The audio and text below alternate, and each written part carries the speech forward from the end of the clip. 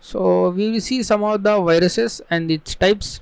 Generally, these virus categories are divided according to their behavior. Generally, these are come under the malware, but from the functionality perspective, these are divided into some few types. I am going to explain these three types in this video: virus, worm, and ransomware. Virus grows itself or it affects only one computer that is running on one system. So it is like offline virus. It affects only the one computer that is running on that system. If I run this virus on my system, and only my computer gets affected. But that's not in the case of the worm. Worm infects all the computers running on the same network. So if my company has 100 computers running on the same network, and if one computer is affected by worm, then it will infect all the computers running on the same network.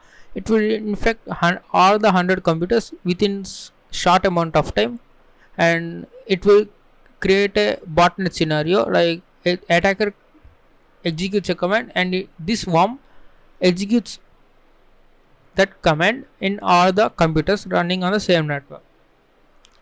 So this ransomware is different from the virus and worm, and this ransomware is more dangerous because it encrypts all the files and folders of the user, and the user have to pay to recover them.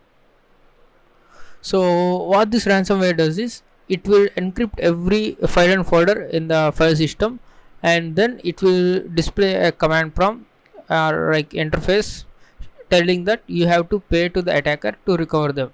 So attacker will say that we will crack the password and we will give the correct key, and if you enter the correct key, then ransomware will decrypt all the files.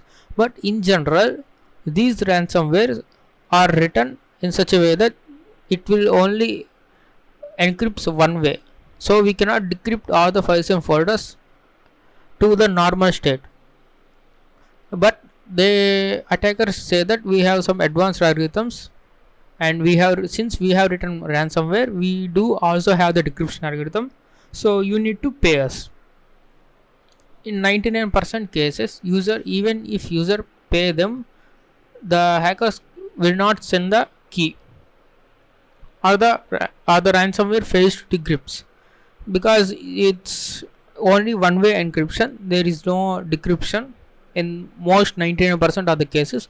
That's why whenever you hit by a ransomware, it's better not to pay them. It's better to reinstall the OS. That's the efficient way.